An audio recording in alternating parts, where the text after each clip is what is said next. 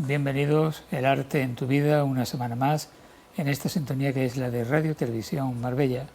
Intentamos hacer una divulgación de índole cultural de manera amena, de manera distendida, hablando con un invitado o una invitada. En este caso tengo un invitado que es histórico en Marbella en el mundo de la política, de los inicios de la democracia. Fue uno de los miembros de la primera corporación municipal, aquella que se constituyó en el mes, creo que fue de abril del 79, en la primavera del 79. Es además, porque ya lo de político lo podemos calificar como excargo, ex ocupación, porque actualmente se dedica sobre todo a escribir, es poeta, narrador, pinta, hace artículos de periódicos, un poema diario, en fin, es un prodigio de vitalidad. Rafael García Conde. Rafael, bienvenido. Gracias, Paco, te pasa un poquito, pero bueno gracias por tu acogida. No hay ninguna falsedad en lo que he dicho. No hay ninguna falsedad en lo que dices, es verdad. Dedicado durante mucho tiempo a la cultura, a la política y ahora también a la cultura. Fue haciendo política, pero desde la barrera, como diría yo, desde la escritura y demás. Pues mira, precisamente del tema político, de lo que te quiero preguntar en primer lugar, porque este año 2025 es un año que se cumplen 50, medio siglo, del fallecimiento del general Franco, el dictador de este país durante casi 40 años, y a nivel gubernamental pues se ha hecho una lista de actividades, creo que alrededor de 100, que se van a ir pues haciendo, realizando a lo largo del año, como siempre con todo lo que se hace en este país, con una polémica profunda a favor o en contra. ¿Qué idea tienes tú?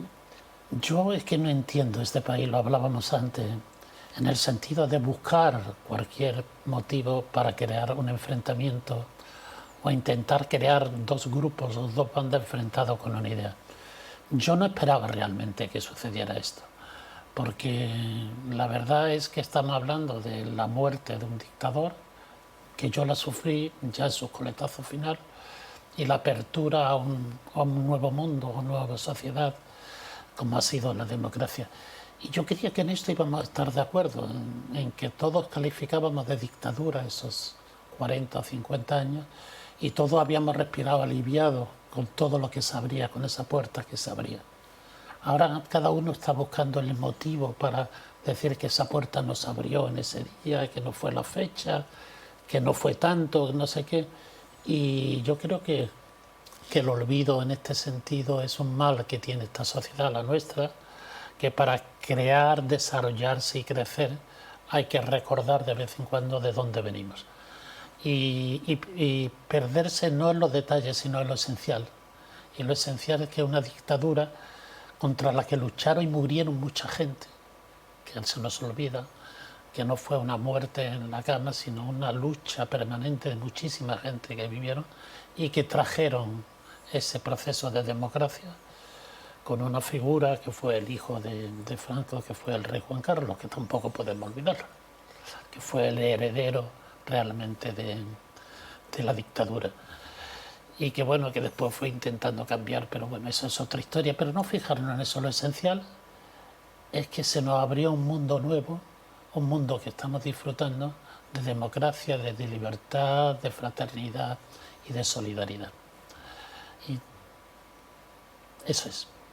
Bueno, tu inicio en el mundo de la política local en Marbella, como yo digo, aquella primera corporación democrática, es también tu inicio en una serie de iniciativas culturales y ha perdurado una de ellas, y además gozando de buena salud, la originaria Universidad Popular. Han perdurado, Paco, muchas cosas. Yo estoy sorprendido de cómo se han permanecido. Algunas, como la Universidad Popular, Gil cogió y la cambió de nombre, la llamó Arte y Cultura. Pero precisamente hoy, cuando me invitaste a hablar de algunas de las películas, que ahora entraremos, supongo, de ellos, me acordé un poco de todo el movimiento cultural, todo el movimiento social que se creó, que se desarrolló en los años 79 al 83, y a mí me tocó liderarlo un poco como delegado de cultura de aquella época. Y de esa época me acuerdo, por ejemplo, aparte de lo que he hablado de la Universidad Popular, de los conservatorios de música, de la escuela de idioma y demás, del Cineclub Los Buñuelos. porque el Cineclub Luis Buñuel lo inicié, siendo delegado de Cultura, con la primera película que vamos a hablar, con Acorazado Potenki, en el Cine Alameda. Y me acuerdo todavía la escena de entrar en el Cine Alameda, la oscuridad y la proyección de aquella primera película que lógicamente quisimos que fuera el Acorazado Potenki. Una película que tiene una larga trayectoria, una larga historia, que cuando se estrenó la película, que estábamos en la dictadura de Primo de Rivera, en España no se estrenó, No. Se prohibió, se autorizó en la República y cuando se inició la dictadura se volvió a prohibir y se volvió a reestrenar cuando llegó la democracia. Sí, es una película lógicamente muy política, muy ideológica. Es un gran defensor de todo el movimiento de la Revolución Soviética, como fue Sergei Eisenstein, y que fue prohibida en muchos países, hasta fue prohibida en la Unión Soviética durante algún tiempo, porque era una película excesivamente violenta, excesivamente no adecuada. Estamos hablando de autores que nunca fueron, este y lo demás, bien recibidos por la sociedad en la cual vivieron. Bueno, pues ahora hablaremos más profundamente de esa película, pero lo que vamos a hacer es ver un fragmento de ese Acorazado Potenkin del año 1925 de Sergei Eisenstein.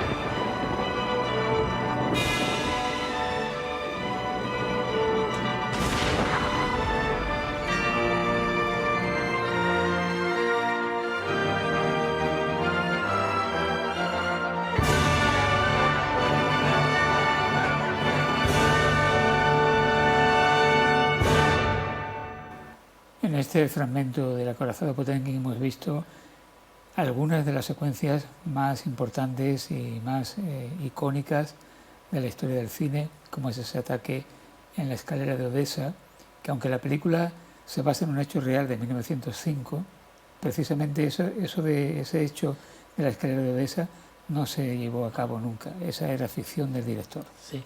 Son películas que no han llegado a la memoria por una escena, en este caso la escena de la escalera con la madre asesinada por las fuerzas del ejército blanco, del ejército zarista, que después sería ejército blanco, y el niño cayendo en el carrito a lo largo de la escalera, que como bien recordarás tú, que eres un gran cineasta, se volverá a repetir esa escena con posterioridad y después a lo mejor hablamos en determinados autores de Los Intocables, de Brian De Palma, y El Padrino también se repite esa escena. Pero es verdad, no sucedió realmente ese hecho concreto de la escalera, pero sí es cierto que una película histórica ambientada en un enfrentamiento muy grave y en una revolución que después triunfaría en el 17. No podemos olvidar que Sergei Eisenstein fue un gran apoyo de la revolución soviética del 17 con esta película de la Acorazado Potenkin, ya lo fue. Y como cineasta, pues es realmente innovador, sobre todo en el montaje. Es una obra maestra del montaje, donde posteriormente todos los grandes montadores han bebido de esta fuente de una u otra forma. Tienen dos, aparte de que es un genio, pero estamos hablando de genios que lo hacen absolutamente todo: guión, producción, dirección y montaje. Es el montaje lo que es el foco de estudio de todas las academias Bellas Artes y de cine. Y también destacar la música. Hemos escuchado un fragmento de la música, de esa música potente del ejército atacando a la población civil, la música y el montaje. Yo creo que aparte de ese montaje, el trabajo previo de cómo coloca la cámara en determinados enfoques de picado y de contrapicado, etcétera, de primera y de segunda, yo creo que es un modelo que tienen que estudiar todos los directores de cine. Y además la cantidad tan enorme de planos que utiliza, que eso se pone uno a analizarlo detenidamente y es impresionante el trabajo que hay ahí. Sí, es un trabajo previo increíble, previo al montaje, claro, de cámara y de escena y demás. Es una película cumbre, yo creo que está, y lo califican entre las mejores películas de la historia del cine, a nivel técnico y a nivel de despertar las emociones con esas imágenes. Y como tal, aunque estemos hablando de una película lógicamente del cine mudo, estamos hablando de los primeros años del siglo XX, pero esa música a mí me llama especialmente la atención también. Fue esta película un encargo que le hizo el gobierno soviético para conmemorar los 20 años que se cumplían del suceso de ese motín que se produjo en ese acorazado Potemkin, donde los marineros decidieron enfrentarse a la jerarquía y a la autoridad ante las condiciones precarias en que vivían y sobre todo le alimentaban. Sí, además, recordando un poco esta película, este verano he estado en los países bálticos y en concreto en Riga me he encontrado con algo que yo no sabía, y es que el padre, Michail Einstein, el padre del director del que hablamos, fue un gran escultor, padre del modernismo. Tiene unas calles increíbles donde la imaginación, te estoy hablando del padre, llega hasta el extremo de lo mejor en la arquitectura, que después, como bien sabes, se produce un enfrentamiento entre padre e hijo, porque el padre apoya al mundo del zar y el hijo apoya lógicamente la revolución bolchevique. Y hay un enfrentamiento entre padre e hijo en esa época. Pero ya le venía al hijo del padre esa capacidad y ese genio sin igual. La película se divide en episodios, sí. Uno que se llama Gusanos y Hombres, otro que hay que es Drama en la cubierta, El muerto clama y La escalera de Odessa, que es el episodio más popular, que lo ha utilizado, como tú has dicho antes, Brian De Palma en Los Intocables de Eliot Ness, Woody Allen también, Ford Coppola en El Padrino y otros autores más. Hay muchos guiños cinematográficos a esta memorable escena. Y en cuanto a Sergei Eisenstein, rodó La huelga, también Octubre, Que viva Zapata, sobre la Revolución Mexicana. Fue un autor, un director muy ideólogo. Muy ideológico. Sí. Y además una trilogía sobre Iván el Terrible, que hizo completa 2 y la tercera se quedó por la mitad. Sí. Y además también una biografía de Alexander Nevsky, otra obra suya, siempre en blanco y negro y con música épica subrayando las imágenes. Sí, la música ya te decía antes que me parece una música épica como tú la has calificado, pero una música que acompaña muy bien a esas imágenes, a esas miles de imágenes enfrentadas unas a otras, que juega con ellas desde los primeros planos. Sobre todo juega con los primeros planos, los planos generales. Le gustan los primeros planos para destacar las emociones, los sentimientos de las personas y al mismo tiempo para jugar con una viveza y una agilidad increíble. A esta altura del siglo XXI, cuando ya estamos a punto de agotar el primer cuarto del siglo, ¿cómo debemos concebir, según tú, el arte, qué es actualmente el arte y la cultura en general? Yo creo que el arte como capacidad de creación del ser humano, partir de la nada para sacar algo distinto y perfecto, por lo menos de eso, es algo que hasta cierto punto se está perdiendo, porque hay bastante de imitación, poco de creación y de imaginación. Y esta capacidad de los genios de los que vamos a hablar, de los 3 o 4 genios que vamos a hablar, no se da. Es decir, yo no veo a alguien que sea capaz de hacer todo el proceso, es decir, la especialización ha impedido que determinadas personas que es capaz de hacer todo el proceso desde el guión, la dirección, el montaje, la música, etcétera. Esos genios no lo existen hoy en día, los genios no existen. Y la capacidad de creación del arte está bastante reducida, pero bueno, es lo que tenemos con los nuevos medios, con las nuevas posibilidades. ¿Dónde queda hoy día la libertad del artista para crear?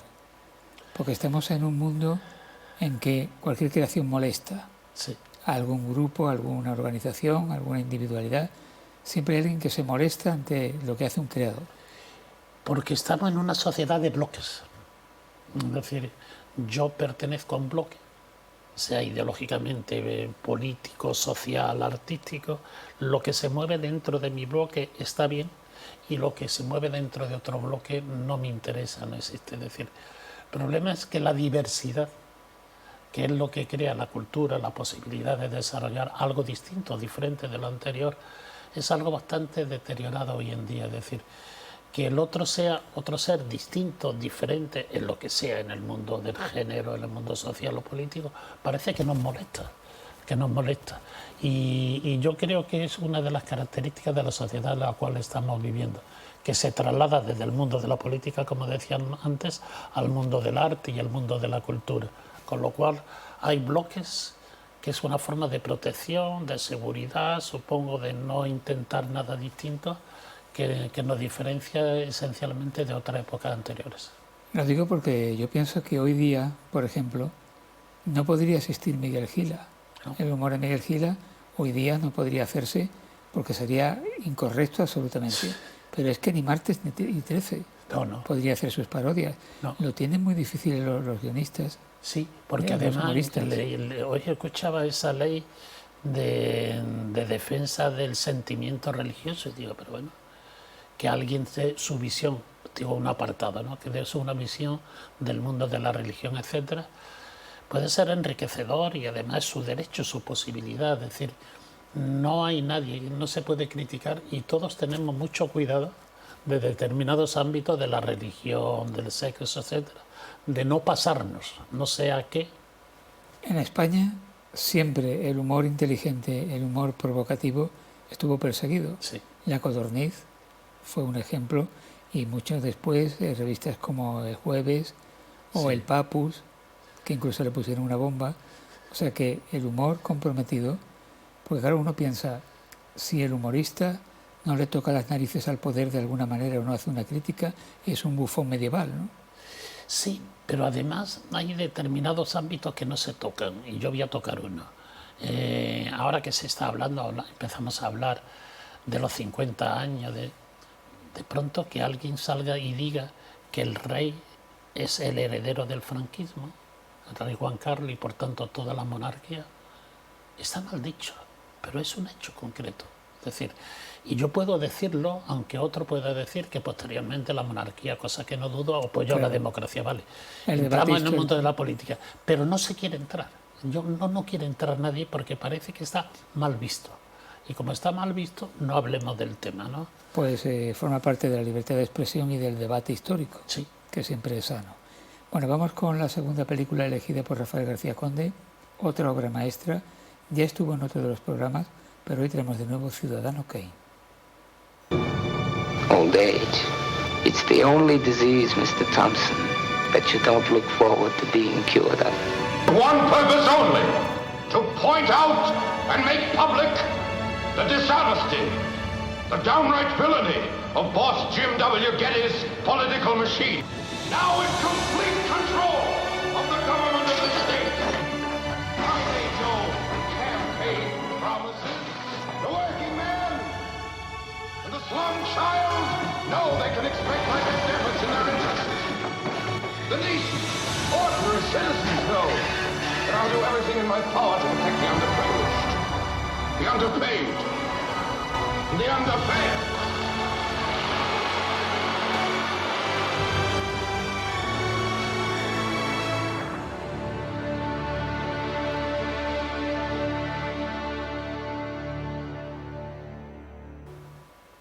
Ciudadano Kane, película del año 1941, escrita y dirigida por Orson Welles, con fundamentalmente los actores que pertenecían al Mercury Theatre, aquel teatro radiofónico, compañía radiofónica que tenía Orson Welles y que hizo La Guerra de los Mundos, que fue un acontecimiento de la radio y de la dramatización en general de la década de los años 30 en Norteamérica. Esta película gira en torno a la palabra Rosebud, que se dice al principio, y empieza con un falso documental sobre un personaje que es el ciudadano Foster Kane. A ver, cuando esta mañana estaba un poco repasando lo que habíamos hablado, digo, en las 3 primeras películas que vamos a comentar, hay una escena que la identifica y que ha pasado a la historia, aparte de otras connotaciones y demás. En este caso es la bola de Rosebud. En el caso anterior era la escalera de Eisenstein, ¿no? Esa escena y esta escena. Estamos hablando de genios sin igual. Yo creo que no se ha vuelto a dar en el cine genios tipo Eisenstein o tipo Orson Welles, donde es capaz de hacerlo absolutamente todo. Y además absolutamente todo desde la novelada, porque tú lo has citado lógicamente como director de teatro, como director de radio con la película de La Guerra de los Mundos, que dejó paralizado todo el país, todo Estados Unidos, por la veracidad y la viveza que tenía, y que después fueron capaces de desarrollarlo todo en la película. Esos genios ya no han vuelto a existir, y además trabajando siempre, sobre todo en blanco y negro, con la luz, la música y la fotografía. Una fotografía que realmente es excelente, de Greg Toland. Sí. Muy bien juega con las luces y las sombras, sí. Que siempre el cine es luz y sombra. Luz y sombra. Pero aquí en blanco y negro resulta realmente extraordinario. Yo creo que consigue efectos que después el color no ha sido capaz de conseguirlo, y el blanco y negro sí ha sido capaz, y sobre todo porque lo adecua muy bien al relato, a describir toda la historia en esas imágenes que pone del mismo, de Orson Welles, que es un personaje que ahora lo tenemos casi repetido, porque fue un personaje rey que pasó del idealismo al poder, el rey de los medios de comunicación, gran millonario, gran poder político, etcétera, y además bastante desconocido. Este personaje se basa directamente en William Randolph Hearst, el potentado de los medios de comunicación, de los periódicos en Norteamérica, que incluso llegó a desatar una guerra, ¿no?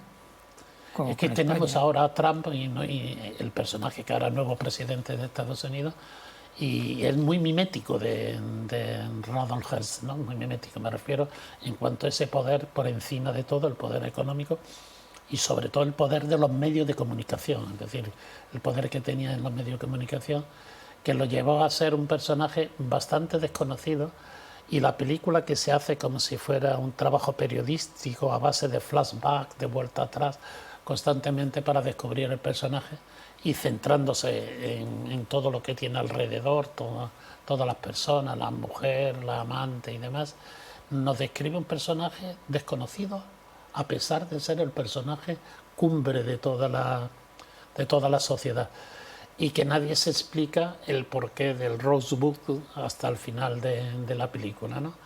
Es una contradicción extraña, es desconocido, pero al mismo tiempo es el poder de los medios de comunicación. Claro, el que se basaba en Randolph Hearst estaba tan claro que este potentado se encargó por todos los medios de intentar boicotear la película. Sí. En sus medios de comunicación no se mencionó para nada. Para nada. Lo que pasa que, claro, se impuso, la realidad se impuso, aunque esta película se ha transformado en obra de culto posteriormente.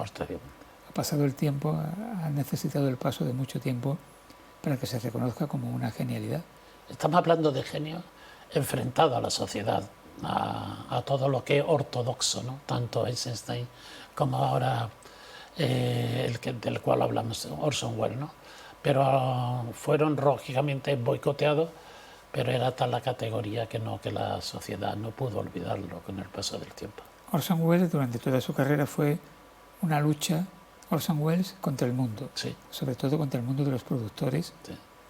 pero bueno, fue un disidente, digamos, del sistema oficial de estudios. Claro, fue tal disidente que cuando coge el reparto de actores que intervienen en la película, que estamos hablando de Ciudadano Kane, él se empeñó en que fueran actores desconocidos. De su compañía de teatro. De su misma compañía de teatro. Desconocidos me refiero en el mundo cinematográfico. Y lo logró y lo impuso, porque era una persona con ideas tremendamente fijas, decidida en todos los aspectos, tanto de la técnica de la película, como de los personajes, como del relato. Y alguno de ellos después se hace muy popular, como es el caso de Joseph Cotten. Sí, lo hemos visto en un momento por ahí. Que, por cierto, esta película tiene la música de Bernard Herrmann, Sí. que después sería compositor habitual de las películas de Alfred Hitchcock. Sí, porque además tiene aparte de ese aire épico, porque la música también tiene ese aire épico, tiene ese aire a golpe de impulso, a golpe de momentos, que eso es muy adecuado para las películas de Hitchcock, del miedo y demás.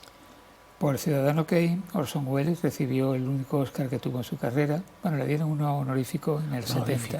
En el 70 o 71. Sí, para toda su historia. Pero, digamos, Oscar normal, por así decirlo, fue pero como guionista. Como guionista. Y el actor secundario también. El actor secundario creo que se lo dieron, ¿no? ¿O no? Sí, a un actor secundario. Sí, el actor también. secundario también lo tuvo. Sí. Y al guión, solamente el guión. Ciudadano Kane aparece siempre en las relaciones de películas como de las mejores. Hay veces que se dice es la mejor película de la historia del cine. Sí. Claro, eso es muy difícil, muy arriesgado decirlo, pero sí Pero de en las el mejores. top 10 sí está. Siempre aparece. Es curioso porque, ya te digo, a lo mejor me sientan bien o me encantan películas que son reconocidas, un poco antiguas. Digo, soy un poco prehistórico en el cine también, mi gusto del cine, pero es lo que me ha gustado a lo largo de la historia. ¿En qué momento, Rafael, tú te lanzas al mundo de la literatura? ¿En qué momento arrancas como escritor? Yo arranco como escritor a partir de mi separación. A partir de mi separación empiezo a escribir. No fue por un trauma especial, sino por una visión de meterme para adentro e intentar encontrar las emociones, los sentimientos y darle cauce a mi historia, a mis relatos personales. Sí, aproximadamente sobre hace unos 20 años aproximadamente. Es uno un poquito mayor, ¿no? Pero bueno. Tú tienes unas cuantas novelas. Sí. Yo diría que hay dos por lo menos que son bastante autobiográficas. O que hay mucho de ti. Todo autor es autobiográfico. Cuando a mí me comentan eso que hablamos del poema diario y la gente me dice, los amigos, a quien se los mando, digo, la poesía es un striptease emocional y no es una frase, es una realidad. La poesía es un striptease emocional. Las dos novelas de las que habla, una de mi periodo del internado con los salesianos, es muy personal y muy grupal, porque para escribirla hablé mucho con compañeros que habían vivido conmigo toda esa experiencia y es un poco grupal en el sentido de reflejar lo que sentimos, lo que vivimos toda aquella gente. Y la segunda, que fue la emigración a la costa de mi padre había sido emigrante en Francia, pero esa emigración que se dio de tantísima familia a la costa fue la experiencia de esa emigración a la costa la que me llevó a escribir El hurón escondido, la madriguera. Y ya la tercera fue la época de Gil, que ya no es una especie de novela, historia, ya no sé cómo calificarla. Donde tuviste la colaboración inestimable de tu compañero durante mucho tiempo en Sí. la cuestión política, Andrés Cuevas. Sí, Andrés Cuevas fue la memoria, porque Andrés Cuevas tenía una memoria increíble que yo os envidio a todos los que lo tenéis, como por ejemplo tú, y él fue mi memoria. Yo puse el relato, pero puse todo lo que él me iba comentando, aparte de otros entrevistados. Fue la tercera y última novela que... Bueno, hay un libro de relato también por ahí, pero bueno, la novela tercera fue La muerto el perro se acabó la rabia, que fue dedicado a esa época del gilismo, tan lejano y tan cercano porque todavía estamos pagando sus consecuencias. En el currículum tuyo que yo dije al comienzo del programa, no mencioné que tú has sido también durante mucho tiempo maestro de Sí. adultos. Mi profesión, mi trabajo ha sido maestro de adultos en la escalerilla, que se llamaban, en el centro Fernando Alcalá Marín, que estaba en Miraflores. Ahí he dedicado pues 35 años de mi carrera profesional y mi vida profesional.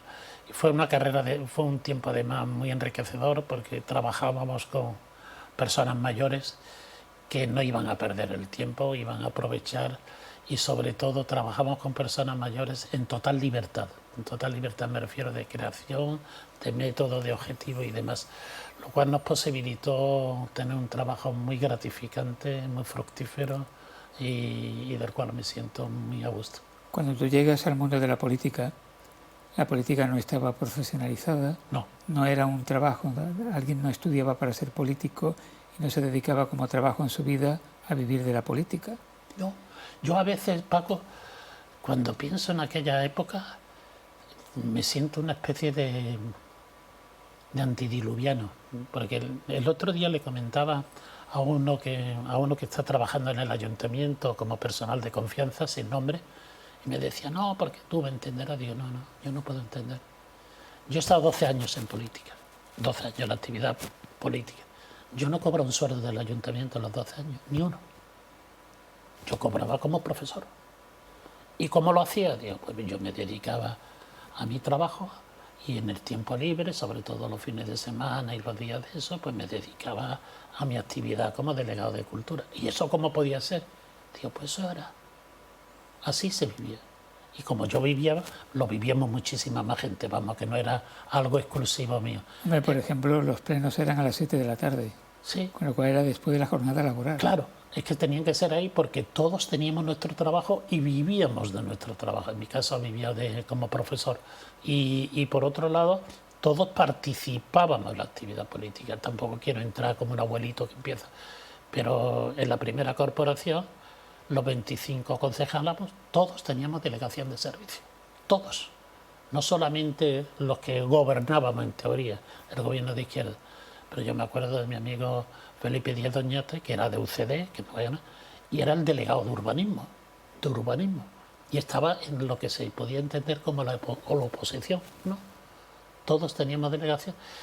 Suena prehistoria, la verdad, yo lo entiendo que suena a un mundo totalmente distinto, pero bueno, era lo que era. Bueno, vamos con el tercer título, el tercer clásico que Rafael García Conde ha elegido, película del año 1929 del gran Luis Buñuel, Un perro andaluz.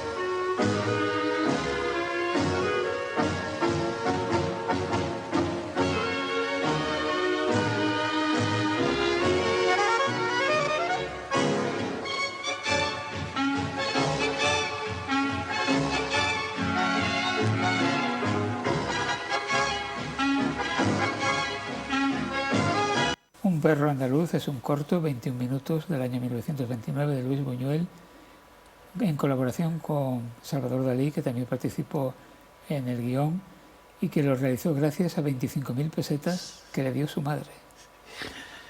y que realizó en 15 días solamente, también 25.000 pesetas era el presupuesto que tenía en este caso Buñuel.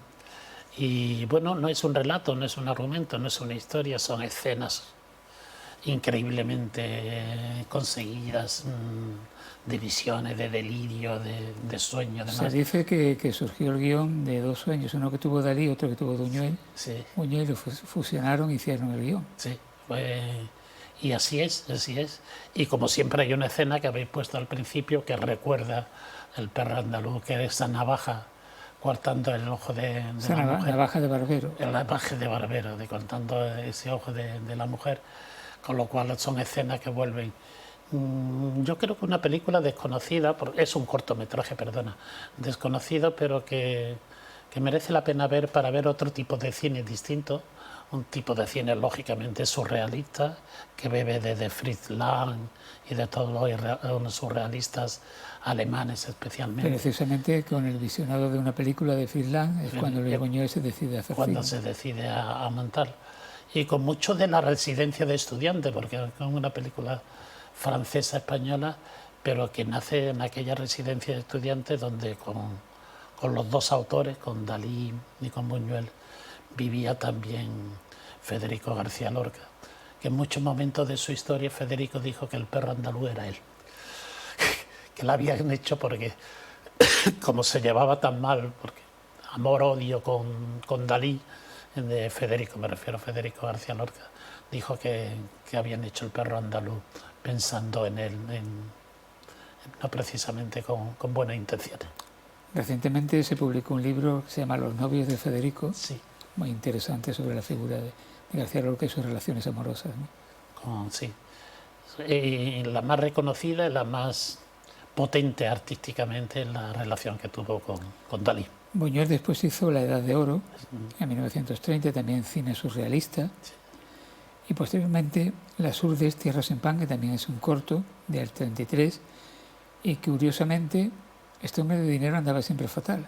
No. Para hacer esta película se valió de un premio de la lotería que un amigo suyo había recibido.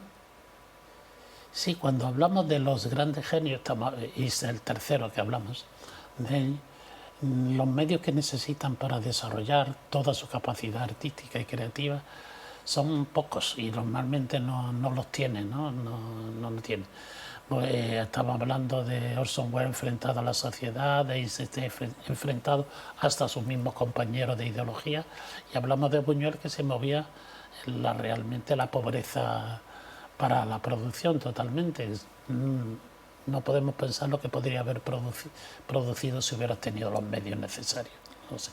Un cineasta también incómodo para el poder, para todo tipo de poder, no solamente en España, con una etapa francesa, una etapa mexicana, una etapa española, sí. Y siempre, ya digo, incómodo. Cuando rodó Viridiana, sí, fue un verdadero escándalo, pero claro, tuvo el apoyo internacional del Festival de Venecia, y ahí pues más o menos la oficialidad tuvo que tolerar el género. Tú lo has dicho, tuvo que tolerarlos. Es decir, lo que tienen en común a los autores, hasta lo que ahora hemos hablado de ellos, es que aparte de ser unos técnicos increíbles, unos genios increíbles, con la cámara, jugaban con la cámara y con la luz, sobre todo con la luz, con el blanco y negro, porque esos primeros planos del perro andaluz, tanto de la mujer como de la navaja, como de las hormigas andando, son unos primeros planos impactantes, tremendamente.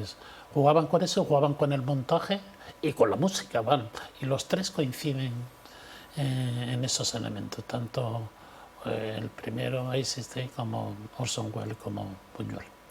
Pues de genialidades va el día o la noche, porque ahora tenemos una película que supuso desde luego el lanzamiento internacional y la transformación en casi un mito de John Wayne, pero fue también uno de los grandes títulos de alguien que venía del cine mudo, que después él sabía hacer películas, como dijo en alguna ocasión, pues los westerns más llamativos de la historia del cine. John Ford, esta es La Diligencia.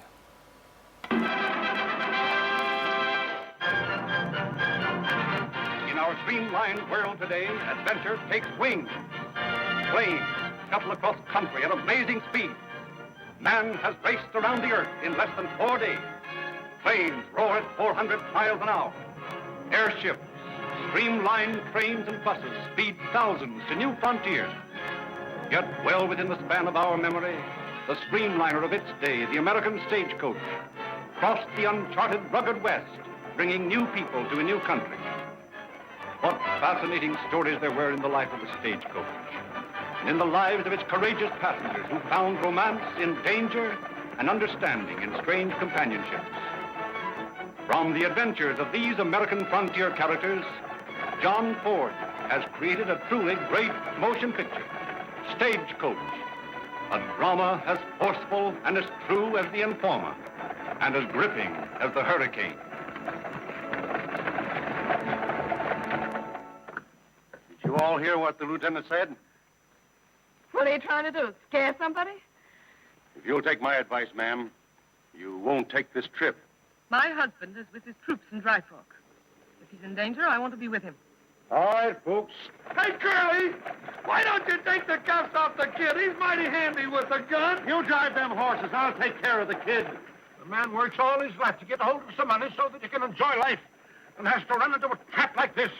Trap, brother? You mean the Apaches? There's been no sign of them. You don't see any signs of them. They strike like rattlesnakes. You talk too much, Gatewood. Don't, Fritz, don't, please. Take it easy, Gatewood.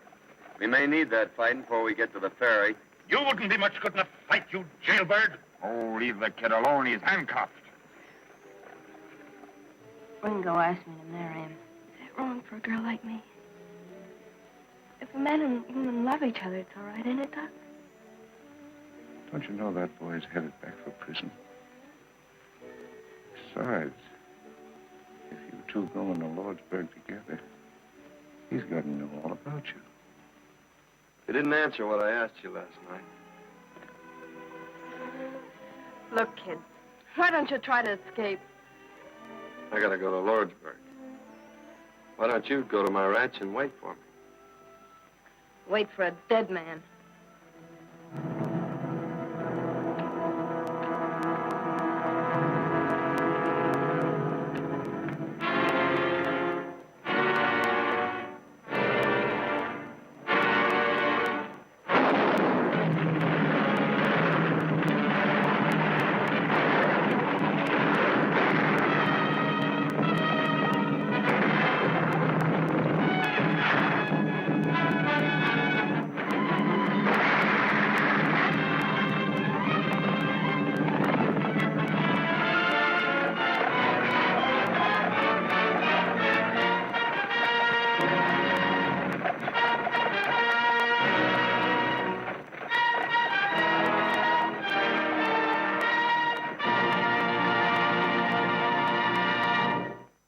La diligencia de John Ford, película del año 1939, con John Wayne, Claire Trevor, John Carradine, Louis Platt, Thomas Mitchell y Donald Meek. Thomas Mitchell hace aquí un papel de médico borracho que le valió un Oscar. Le valió el Oscar, ¿verdad? Le valió el Oscar. A eso y la primera mejor cinta sonora, porque el western que entra dentro del mundo de la película sonora. Yo esta película sí me encanta verla porque aunque no sea una de las obras maestras de las que me he hablado anteriormente, es cierto que está calificada como una gran película, las mejores películas de acción, es por el juego que hace entre el mundo exterior y el mundo de los personajes, es decir, los personajes están tremendamente buscados, es decir, desde la dama borracha... Sí, son arquetípicos. Arquetípico, todo, dama borracha, el taur, eso, el banquero... La prostituta que está la prostituta, mal vista. el banquero y, lógicamente, Ringo Kid, que es el rebelde que está perseguido y demás. Son personajes los cuales va entrando en su historia personal muy bien, al mismo tiempo que se desarrolla una acción que a todos los amantes de los westerns, y yo soy un amante de los westerns, más que por nada porque me entretiene y me parecen muy bien montados, y esta primera obra de John Ford lo es. Tuvo además el Oscar a la mejor banda sonora. En un principio se pensó que fuesen Gary Cooper y Marlene Dietrich. Sí, es verdad. Los intérpretes, pero John Ford se empeñó en que no. Sí, estamos hablando de 4 directores que se empeñan en algo porque creen en algo. y luchan por eso a pesar de enfrentarse, en este caso con Hollywood, con el poder económico y con el poder cinematográfico, pero que creían en un proyecto, pelearon por el proyecto y lo sacaron adelante a pesar de. También en un comienzo se pensó en rodarla en color. Sí. Recordamos que en este mismo año Es lo que el viento se llevó, en un esplendoroso color, ¿no? Color extraordinario. Sin embargo, para abaratar costes lo hicieron en blanco y negro y resultó, yo creo que esta película mucho mejor. Es en blanco y negro, es en blanco. Sin duda. Se rodó a lo largo de 47 días. Que no es nada de tiempo, claro, para una película de esta. Y fue el propio John Ford el que, para hacer de apaches, los apaches que salen en la película, contrató a 300 indios, pero no eran apaches, eran de una reserva de navajos. Ajá. Estas son esas historias. El único blanco, por llamarlo de alguna forma, era Jerónimo. Bueno, sí, claro, sí, sale Jerónimo también. Bueno, blanco, entiéndeme por blanco, es decir, el único dentro de los cánones sí, ortodoxos era Jerónimo, el jefe de los teóricos apaches, que no eran tal apaches. Es una película realmente de las clásicas donde se fusionan los hechos, digamos, embrutecedores del lejano oeste con la sensibilidad que tienen los personajes. Estos personajes se analizan o globalmente o desde la cercanía a cada uno de ellos y descubres esa bondad soterrada que prácticamente todos tienen. Sí. Hasta el banquero en un momento dado se muestra humano. Es curioso porque en las películas del oeste siempre se ha dicho que son fáciles porque hay los buenos y los malos, ¿no? Entonces normalmente los malos eran los indios, pero en este caso se da que los malos, dentro de la prostituta, la dama borracha, el taur, etc., hay un aspecto que tú has destacado de sensibilidad, de ternura, de otro aspecto de su vida que no es conocido. Es decir, que no son tan malos como teóricamente son, sino tienen su lado bueno también, como todo ser humano, que nos olvidamos hoy en día que todos tenemos nuestro lado bueno y nuestro lado malo, ¿no? Nuestro lado de sombra. Y cómo entra en esos personajes al mismo tiempo que lo va mezclando con la acción de la persecución, de la diligencia, etc., con escenas muy logradas para la falta de medios de aquella época, ¿eh? Porque estamos pensando en la diligencia hoy en día, pero esa escena de la diligencia, de los caballos, etcétera, en aquella época no era tan habitual y tan fácil de realizar. Sí, John Ford en la etapa del cine mudo ya había hecho películas realmente muy avanzadas para su época, tecnológicamente y a nivel narrativo, la manera de narrar que tenía. Bueno, como quinta película, Rafael no ha elegido una película, sino a unos personajes, a unos actores, a unos cómicos, en definitiva, como fueron Oliver Hardy, conocido en España como el Gordo, y Stan Laurel, que era el Flaco, uno norteamericano y el otro británico. Británico. Sí. El Gordo y el Flaco. Vamos a ver. Además, yo cuando tengo momentos y me quiero reír, pongo una película del Gordo y el Flaco. Pues vamos a ver un poquito. Bien, perfecto.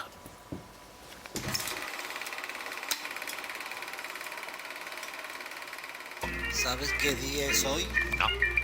Hoy hace justamente un año que tú te casaste con mi hermana, yo me casé con la tuya, ¿recuerdas? Es cierto, entonces hoy es nuestro aniversario. Creo que fue una idea magnífica.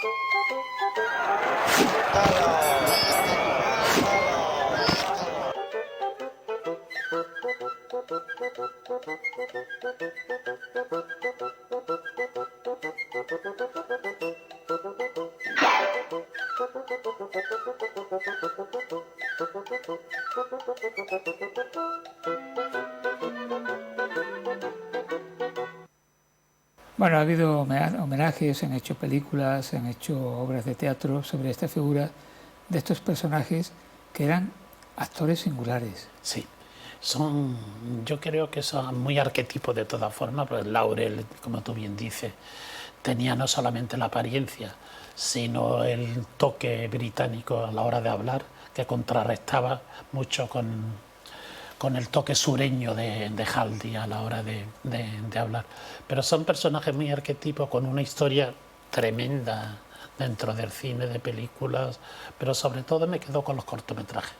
Los cortometrajes porque son dos niños grandes, dos adultos, en un mundo airado, en un mundo que siempre está peleándose uno con otro. Y esa figura de los dos niños empezó, como tú bien decías, en el cine mudo, de esos dos niños grandes o esos dos caballeros, etcétera. A mí me produce mucha ternura, mucha terneza verlo cómo están peleando con un accidente, siempre le pasa un accidente, y cómo terminan cada uno enfocándose uno a otro. Accidente violento normalmente, claro. Buena parte de las películas del Gordo y el Flaco que se vieron en España y que se ven, las voces que salen son auténticas de ellos, puesto que rodaban películas en varios idiomas. Y bueno, pues digamos que ese acento tan particular que tenían forman parte también en España de la comicidad que hemos aceptado. Cualquiera que escucha a Laure dice, este es Laure, ¿no? Y a mí me retrotrae mucho en el internado, veíamos estas películas, era de las pocas cosas que se veían, porque lógicamente no tenían ningún peligro de ningún tipo. Pero nos alegraban las tardes de los domingos, que era cuando nos las ponían. Y a mí cada vez que los veo me recuerdan ese momento de mi historia personal. Rafael, yo que he hablado muchas veces contigo sobre este tema de tu etapa en el internado, sí. Tú hablas siempre del internado con cariño, a ti no te traumatizó, ¿no? A ver, lógicamente yo me he trabajado esa época. Es una época donde hubo muchos aspectos positivos, tremendamente aspectos positivos. Hubo también los negativos, pero no me he querido quedar nunca en los negativos. Es decir, yo lo recuerdo no con rencor ni con dolor ya, sino lo recuerdo los momentos positivos que viví, que fueron muchos, lo que me ha quedado, la amistad de los amigos, etcétera, y personalmente una educación tremenda, porque los salesianos eran personas muy preocupadas por lo que es la educación mental, la estructura mental, tener una cabeza muy amueblada, que se dice hoy en día, aunque lógicamente olvidaban todo el mundo de las emociones, de los sentimientos a un lado. No lo veo no la vivo con rencor, ni mucho menos, la vivo como una etapa que me aportó cosas, como digo, pero al mismo tiempo me dejó un lastre que he tenido que trabajar. Los personajes del Gordo y el Flaco, sí, en muchas de sus actitudes y de la manera de tratarse que ellos tienen en las películas, se pegan golpes, sí, hay cierta dosis de violencia. Mucha. Pero ellos se copian, por así decirlo, del cómic, de los personajes del cómic, sí, donde continuamente se están dando golpes. Sí. Pero no son golpes dañinos, y no me refiero a dañinos en lo que es la violencia física. Que no causan malestar en el espectador. No causa malestar, es decir, se superan enseguida. Son golpes que se superan inmediatamente y que se olvidan enseguida. No se quedan. Y además nunca hay sangre de por medio, ni hay ese traumatismo que hoy en día tiene cualquier película que vemos en cualquier momento. Ellos viven con normalidad y hasta diría con alegría esos golpes y eso demás, pero sin dolor, sin odio, sin pelea ni nada por el estilo. Eso es lo que le hace realmente universal y distinto. Realmente. Te pedí también, Rafael, un libro. Ah, sí. Tú has elegido un libro que se llama Mi planta de naranja lima, del autor José Mauro de Vasconcelos. A ver, yo soy, como sabes bien, un lector voraz, insaciable. Estaba buscando la palabra, insaciable. Pero cuando me comentaste que el libro me parecía adecuado para hablar de él, me acordé de Mi planta de naranja lima. Fue un libro que comentamos en la tertulia literaria que tenemos una vez al mes y que a mí me produjo un tremendo impacto, porque es un libro de una ternura y un lirismo increíble, de un niño de 5 años, CC, que vive en las favelas brasileñas, con un medio desahuciado, etcétera, con un padre que le golpea enormemente, pero a pesar de eso no pierde su ingenuidad, no pierde su imaginación, y cuando vuelve al colegio, es un niño con un corazón increíble y con una imaginación desarrollada. Es Va de paliza en paliza, de emoción en emoción, pero es un libro para ser leído. Es pequeñito, muy cortito, pero es un libro muy recomendable, porque es un libro escrito en primera persona de un niño de 5 años, que lógicamente no tiene capacidad de eso, pero que Vasconcelos se mete en esos sentimientos, en esa cabeza, en ese corazón sobre todo, en ese corazón de ese niño de CC, y lo saca a la luz hasta que al final escribe una carta cuando es adulto. Es un libro entrañable. Tú, Rafael, como escritor, aparte de narrador, eres también poeta. Sí. Y además tienes ese reto de que escribes un poema cada día. Bueno, no sé si en un día haces más de uno y lo tienes ahí guardado para la semana, pero lo cierto es que tú mandas a tu grupo de amigos un poema diario. Sí. Y además todos ellos tienen contenido, que es lo que más llama la atención. Escribo, como tú bien dices, son todos poemas sin publicar. Tengo libros publicados de poesía, pero estos que mando diariamente no son libros publicados. Son libros que salen que se despiertan según lo que me pasa en el día, la emoción y los sentimientos. Hay días que, como tú bien dices, puedo escribir 2 poemas, otros días no escribo ninguno, otro día escribo 3, pero bueno, depende un poco de los momentos. Pero son de la vivencia del día a día. A veces tiene la estructura de poema, suenan más reflexiones que a otra cosa, pero es algo que me produce una emoción determinada, que cuando lo escribo intento desmenuzar esa emoción y que me encanta compartirlo con los amigos. Y como eres también insaciable viajero, sí, viajas constantemente, eso se traduce en literatura. Sí. Después de cada viaje hay un libro de viaje, que tampoco los publicas. No. Pero que sí los das a leer a los amigos. Sí, porque al final se acumulan, como tú bien sabes, no sé si son 20 los diarios de viaje que he escrito, porque hay personas que hacen fotos cuando van los viajes, y yo lo que hago es anotar cosas que me llaman la atención, pequeñas cosas que me llaman la atención. Y esas pequeñas cosas se convierten en un diario de viaje, no es para servir otra cosa, pero para saber cómo he vivido yo ese viaje. Me ayuda a mí personalmente, porque los escritores, aunque suena la frase muy manida, escribimos para nosotros mismos, me sirve para vivir esos viajes varias veces, porque lo vivo cuando lo voy tomando notas en el viaje, lo vivo después cuando vuelvo a casa y lo escribo, y lo vuelvo a vivir cuando lo paso al ordenador y le doy forma, con lo cual le saco provecho a los viajes bastante. Rafael, gracias por haber venido. Gracias a ti, Paco, por siempre. haberte tomado la molestia de recomendarnos unas cuantas películas. Sí. Y habernos explicado qué nos vamos a encontrar en esas cintas, todas ellas clásicas. Gracias a ti por la invitación y por lo que aporta todo lo que hablamos, que aporta mucho más que yo a veces. Pues yo espero que esto sirva, que este programa sirva para animar a personas que nos ven y que posiblemente no conozcan alguna de estas películas o de los libros que aquí se recomiendan, pues que se acerquen a ellos. Ese sería el cometido y la validez de este programa. Gracias, Rafael. Y gracias, Paco. Gracias a todos ustedes también por haber estado ahí. Regresaremos, así lo queremos, la próxima semana.